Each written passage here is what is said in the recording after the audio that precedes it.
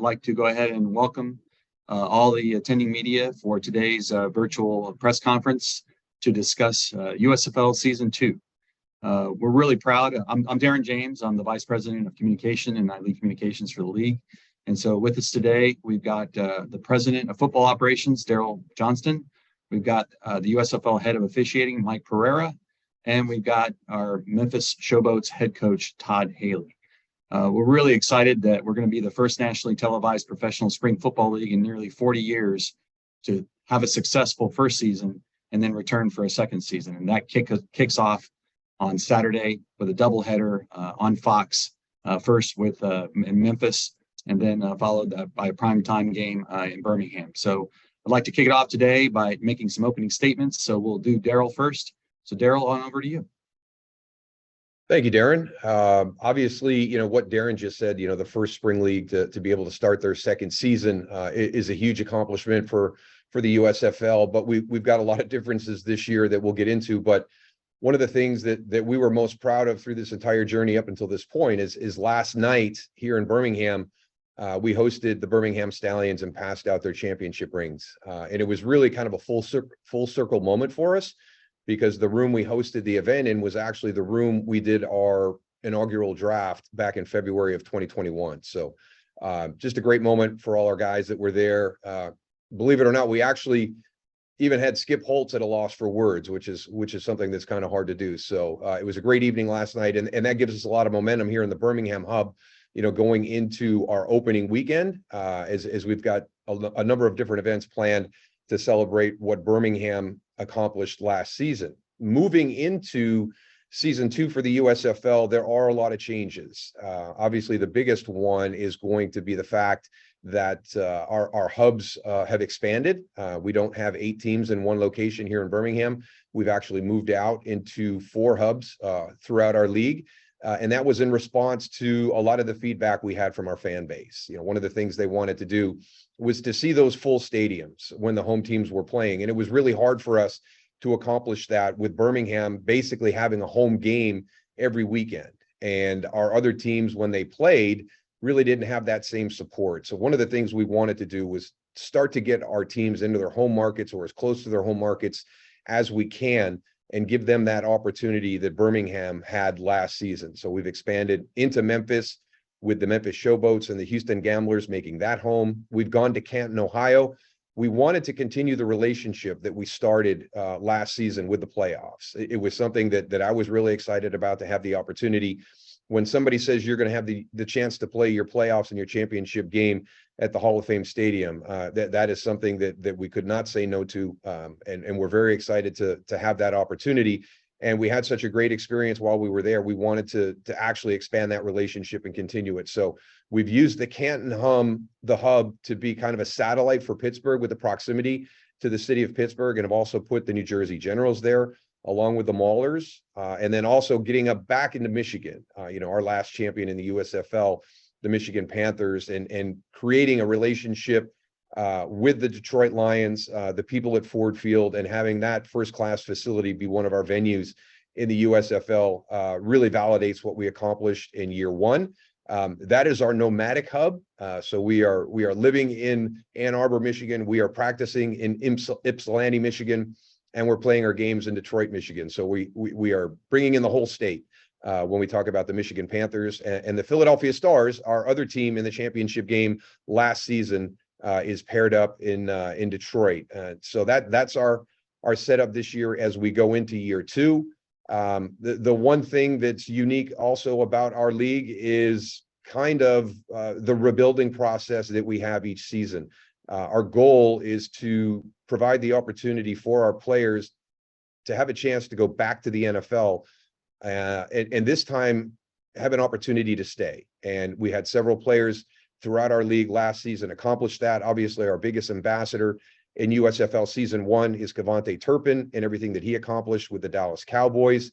But we had multiple other players get up and be on that 53-man roster throughout the course of the season. And actually, as the season ended, still stay on that roster. And that's the game-changing element that we're trying to accomplish for these young men, to change the trajectory of their life by giving them the opportunity to be on one of those 53-man rosters. The other area where we had attrition was on our coaching staffs. We actually lost 50% of our coaches from year one. And that was very mixed emotions.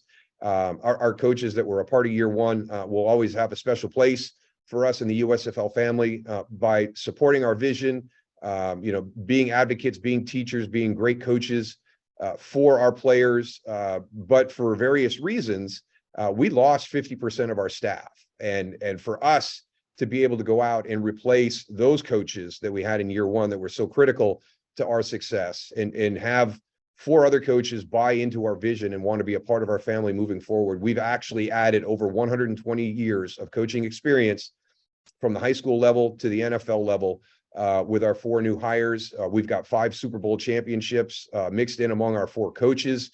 So I'm excited to see what they do in this opening season. So Curtis Johnson will be with the Houston Gamblers. We'll have Ray Horton with the Pittsburgh Maulers, John DeFilippo with the New Orleans Breakers, and Mike Nolan with the Michigan Panthers. So we're excited to have them as a part of our family in year 2 moving forward. So that gives you a little bit of update on what we are doing from a structural standpoint with our hubs, what our model and mission is with our players and coaches. And as Darren said, we're just really, really excited to kick off the season here in year 2, bring high quality football to the fans of the USFL. And I cannot wait until we are crowning our year 2 champion next season as we get ready for season 3, but a lot of work to do before we get to that point, and looking forward to a fantastic year 2. Thank you, Daryl. We'll go ahead now and kick it on over to Mike for an opening statement to talk about rules and officials. Mike. Thanks, Darren. Happy to be in this call, happy to be involved in the spring league in the 2nd season. It's a first for me to have a 2nd season of spring football. So I'm really looking forward to getting involved and getting the officiating organized. We have an outstanding staff. I mean, we have 46 officials. We expanded the number this year because of the increase in the number of hubs. But last year, we drew from the NFL's development program. And I'm happy to say that when the NFL brought in their new officials last year, 8 of the 11 came out of our program, which I thought was a real boost to the quality of the officiating that we had. Going into this year, the NFL is going to take in 12 more, and they're actually going to notify these new people next week. And it looks to me like we're going to have a minimum of 8 more that go into the NFL. So I'm proud of the people that we've gotten on the field. They're college officials working NFL rules. So it takes a little bit of extra study and a little bit of extra communication through the replay center, which we'll talk about in a couple of minutes. The rules, we didn't make a lot of changes this year. We are always concerned about the pace of play and the overall length of the game.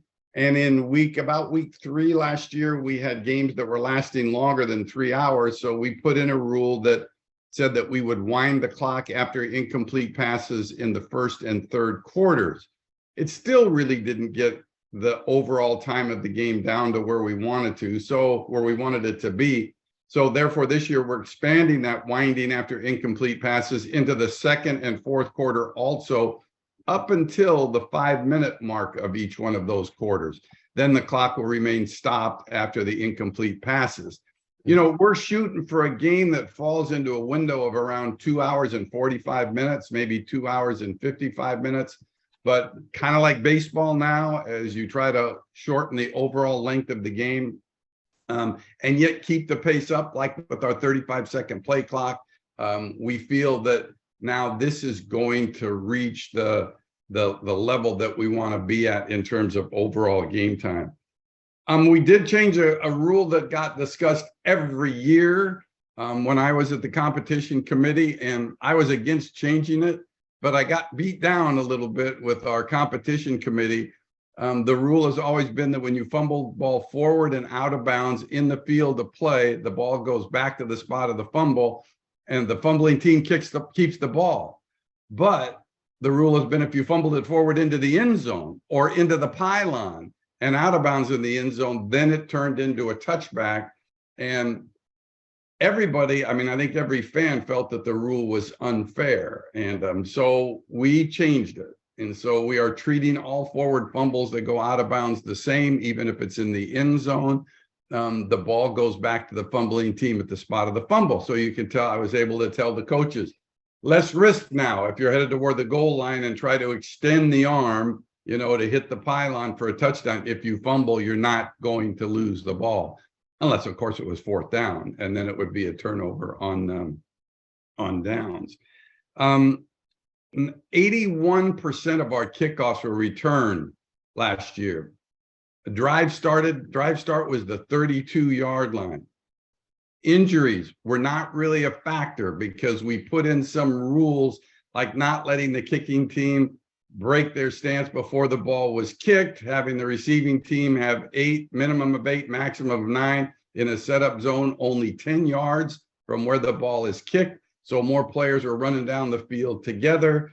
81% of our kickoffs were returned. We like the kickoff. We like safe kickoffs. We didn't like 81%. We wanted 90%. So therefore, we've made a change, and we're going to kick off from the 20 instead of the 25-yard line.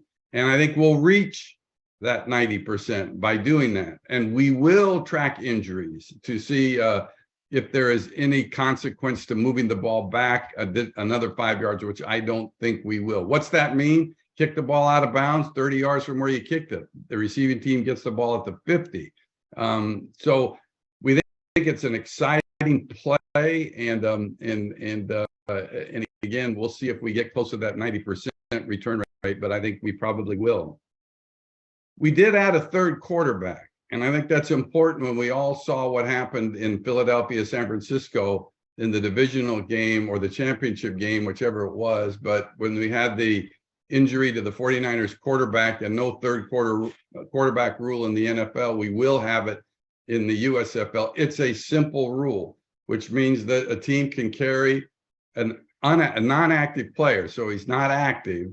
He's inactive on the sidelines, but he can come in, he can be made active and come in and play quarterback at really any time during the game. But the distinction is if he comes in the first 3 quarters, the first 2 quarterbacks cannot come back in and play, period.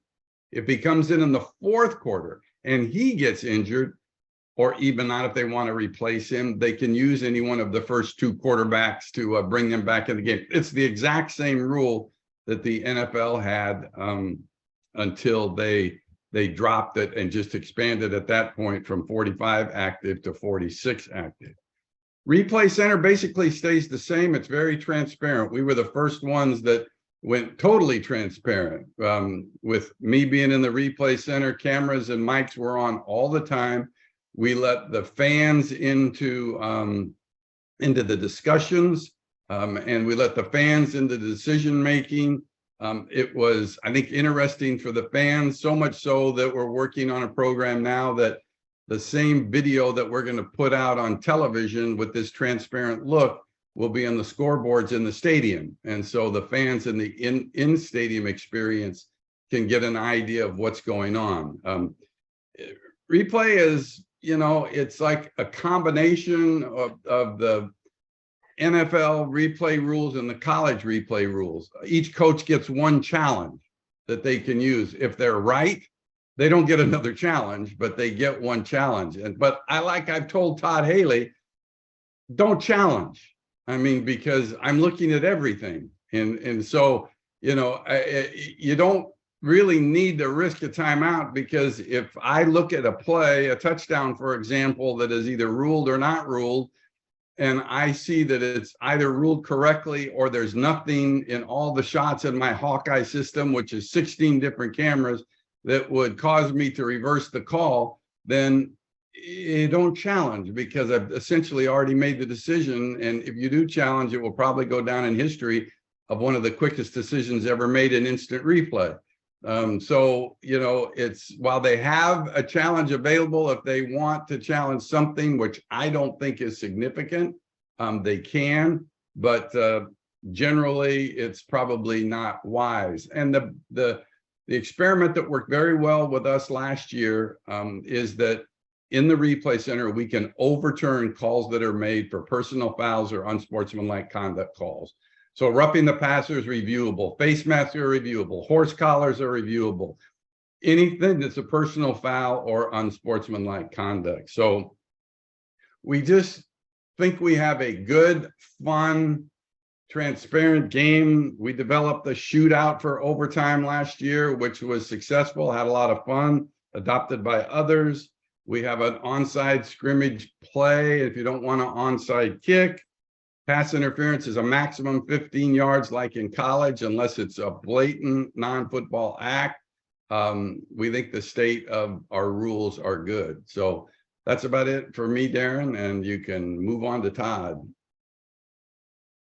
Thank you, Mike. Really appreciate that. Coach Haley, floor is yours. First of all, again, just great to be on here with everybody. 2 years ago, or almost 2 years ago, when Daryl Johnston contacted me about being part of the new USFL, I was very excited.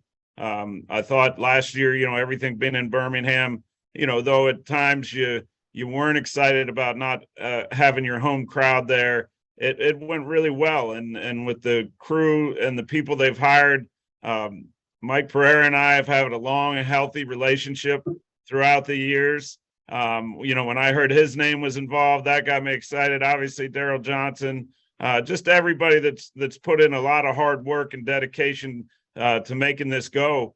And then fast forward to this year, Daryl called me this summer and he said, how would you feel about coaching the Memphis Showboats? And I go, it sounds great. And then he added, you're going to be in Memphis. And that got me really excited.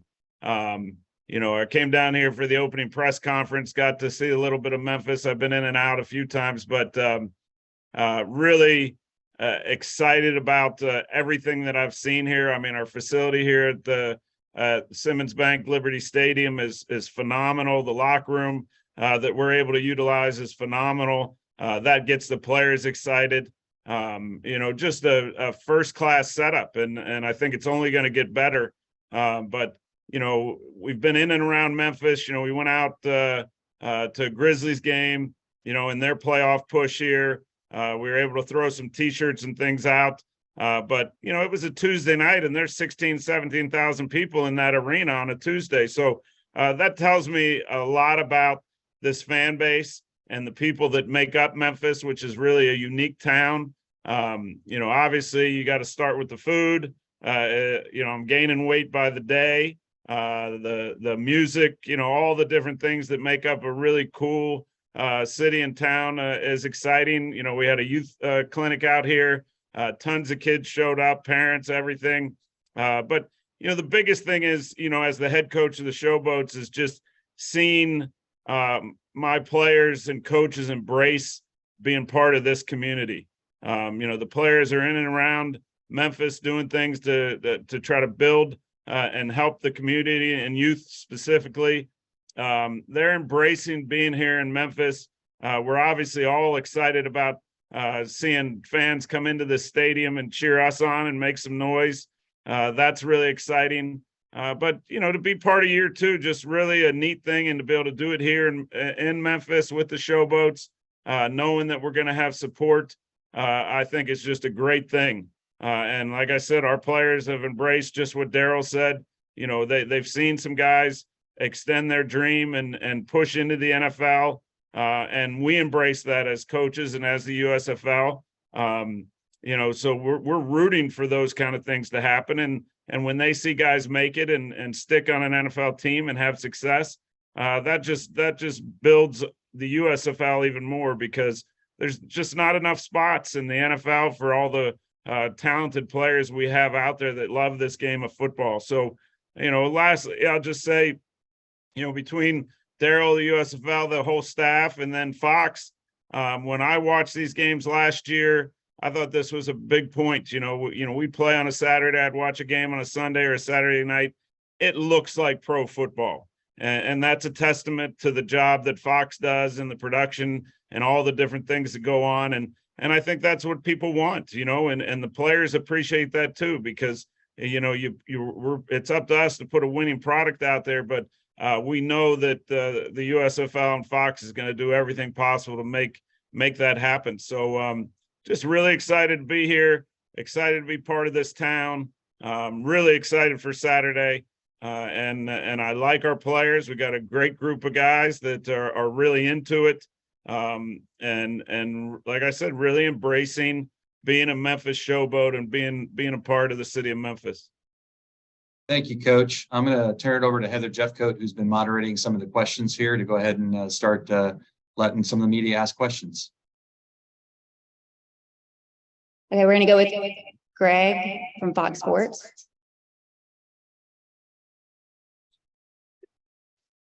Greg, we're going to go ahead. Greg Allman from Fox Sports. You can ask your question. Sure. Question for Daryl. Just want to ask you what the viability is of having teams playing in their home market a year from now as you look ahead. Well, I think you look at the expansion we did from year one to year two, and one of the big sayings that we had during the course of year one was walk or crawl, walk, run. We wanted to do things in a methodical manner.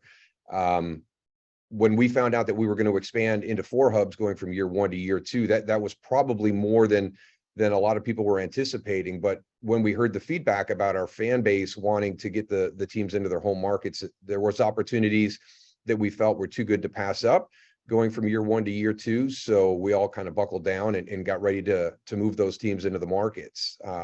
As we move forward, it will always be done on a case per case basis based on what's best for the USFL, what gives us the most opportunity to be sustainable and to have that success. So we continue to come back and talk about going on to that next season and surpassing what other leagues have done during the course of spring football attempts. So we hope to get all of our teams into their home markets at some point, but it will always be done on the basis of what's best for the league. And we'll stick with that crawl, walk, run mentality. So we make sure we're doing it the right way. Thanks, Daryl. Okay, we're going to go next to James Larson for Todd Haley. Hey, Todd. So you've brought in 2 new and talented quarterbacks in Ryan Willis and Cole Kelly ahead of season 2, alongside bringing back Brady White, who was with you guys in Tampa Bay in season 1. What have you seen out of your quarterbacks so far, and have you made a decision as to who might be the week 1 starter?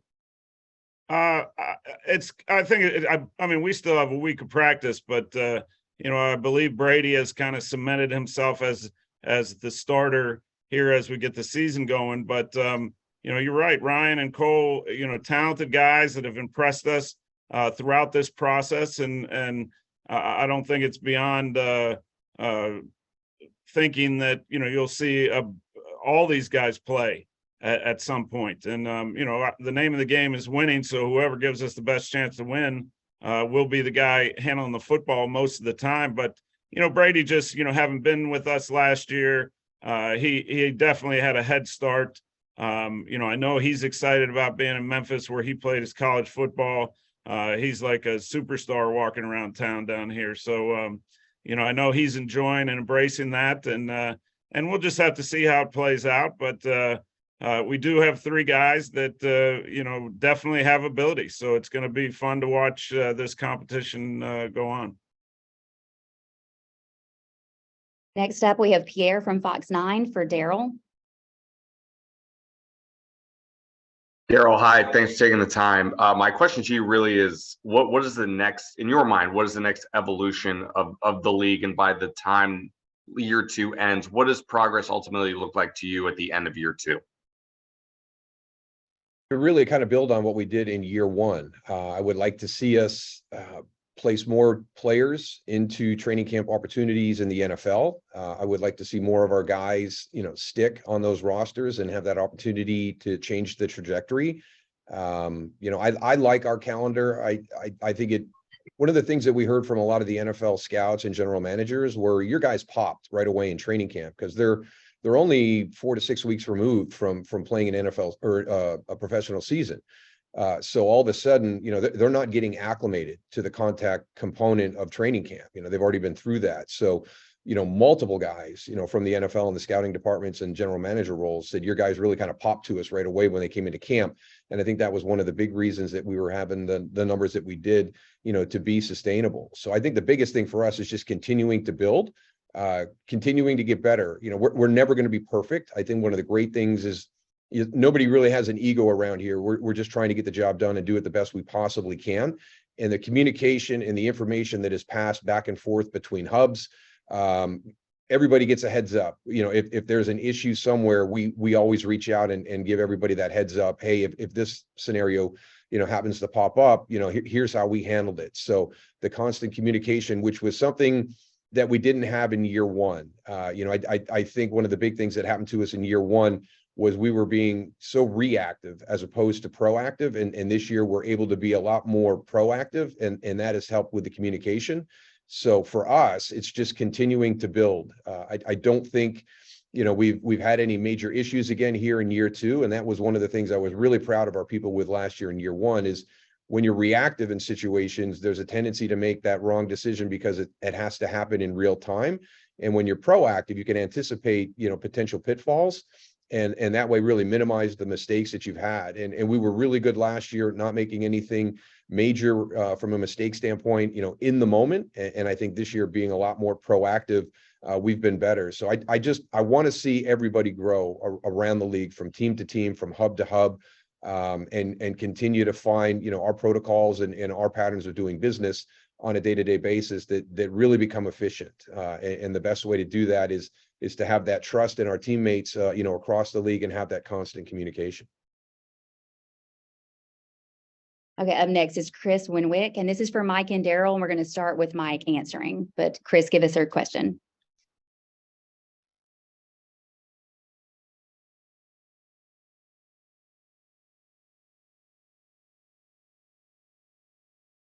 Okay, we're going to skip Chris for right now. Tony Paul for Daryl.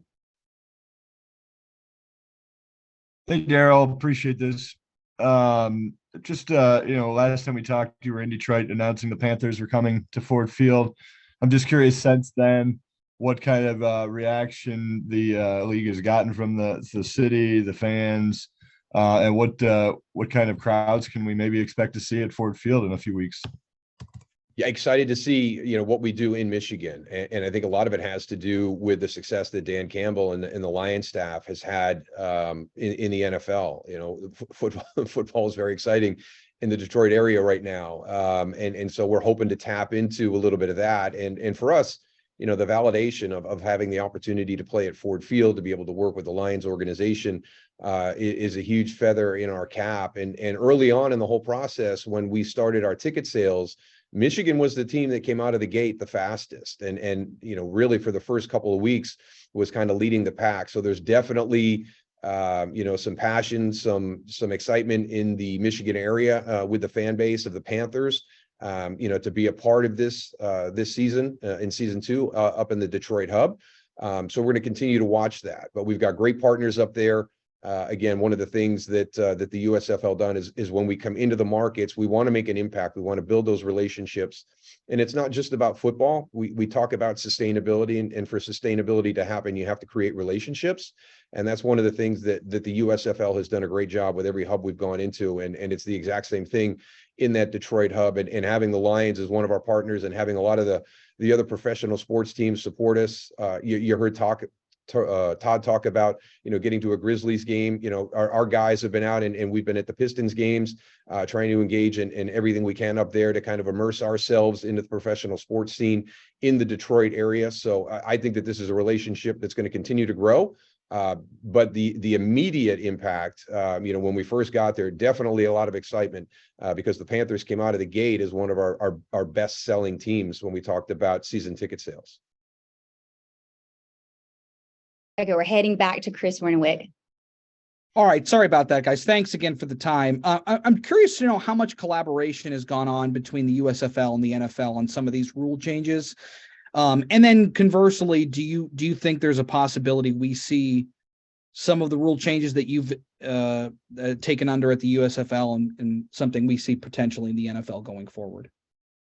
Well, there has been collaboration, and I know that I've talked to the chairman of the competition committee. I've talked to him a few times, Rich McKay, and we even arrived at, they're concerned about punts right now and the number of penalties on punts and the safety on punts, player safety on punts. And so we talked about moving the gunner inside So he has to be lined up inside, not outside of the numbers and near the out of bounds line. So it eliminates those penalties of going out of bounds, running out of bounds, staying out of bounds, being blocked out of bounds. There just seem to be so many penalties on punt plays that, you know, we then, after talking to Rich, moved our guys inside, and they are looking at that. They're looking at kickoff rules.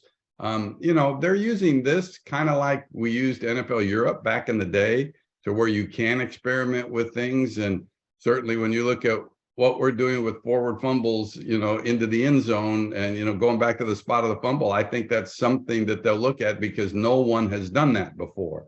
And so, you know, it's been a healthy relationship just from the standpoint, Chris, from, you know, we have their supervisors that work in training our people. So they've had numerous sessions on Zoom calls with our USFL officials, and it's their people that are teaching them the mechanics and all that stuff. And it's to their benefit because, as I said, 8 of 11 last year, probably, I'd say at least 8 this year of the 12. And so having them involved in the training is good. So it's a good working relationship. Now, I'd like for them to consider our pass interference rule, which is a max 15-yard penalty, something I used to fight for every year when I was with the NFL at the competition committee, and they would not adopt it as a max 15-yard penalty because they were worried about the deep vertical passing game going away. But when we formed our rules committee last year, that was our first rule that I got put in, make it a flagrant non, and it's more than 15 yards. But the working relationship is very good. Yeah, I think the big thing is, you know, when you talk about scrimmage plays, you know, it's very, very similar to what we're doing. You know, Mike talked about the forward fumble that's going to be new this year, the pass interference. There's a few areas when we talk about scrimmage plays, but, you know, as a guy that got his start in the NFL on special teams, there's a lot of the special teams components that I'm excited to see what information the NFL gets from how we're doing things and how they implement that. You know, one of the things that has always been confusing to me is, you know, we're trying to get rid of the kickoff in the NFL, yet we have a Pro Bowl position that is designated as a returner. And we've seen the kickoff return become a play where, you know, toe goes to leather and you've got the returner walking out of the end zone. It's going through. It doesn't matter where it lands in the end zone. They're just not going to return it. And I understand the player safety component. And when you look at the data, how dangerous that play can be, but I really like the way that we've structured our kickoff return. It was a huge part of our season last year. If you look at our playoffs, you know, the return game was a huge component in our semis and in our championship game. You know, Kavante Turpin, you know, our best ambassador, you know, made his mark in the return game. So we want to do everything we can there to encourage that while we keep it a safe play. And one of the other reasons I really like our play is on the kickoff is you can still do the surprise onside. You know, our competitor has a setup that they're using where you've kind of taken that away. And for me, it gets a little bit to the point where it's kind of gimmicky. I kind of like that we've stayed more of a purist way with our kickoff and kept that surprise on side as part of one of the options a special teams coach has.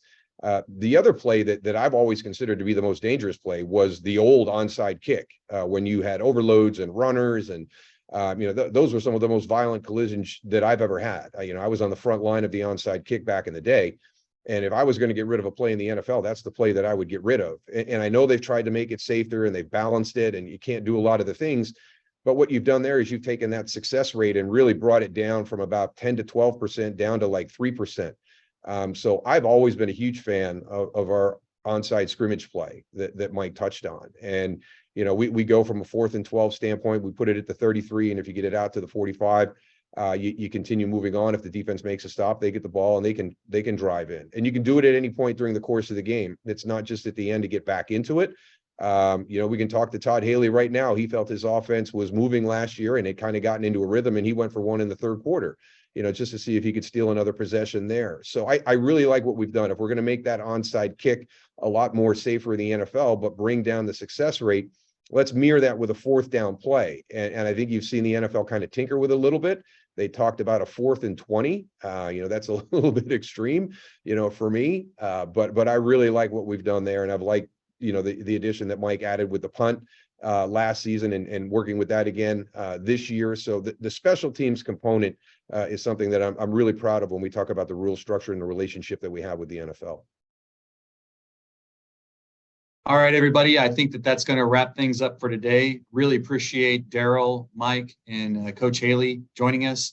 As we talked about, USFL Season 2 kicks off with a doubleheader on Fox on Saturday, April 15th, as the Memphis Showboats make their inaugural home debut at Memphis Simmons Bank Liberty Stadium and against the Philadelphia Stars. And in the primetime matchup here in Birmingham, where Daryl is, we're going to have the Birmingham Stallions play the New Jersey Generals, and it ought to be a great show. So we appreciate everybody joining today, and I hope you all have a great day. Thank you very much. Thank you.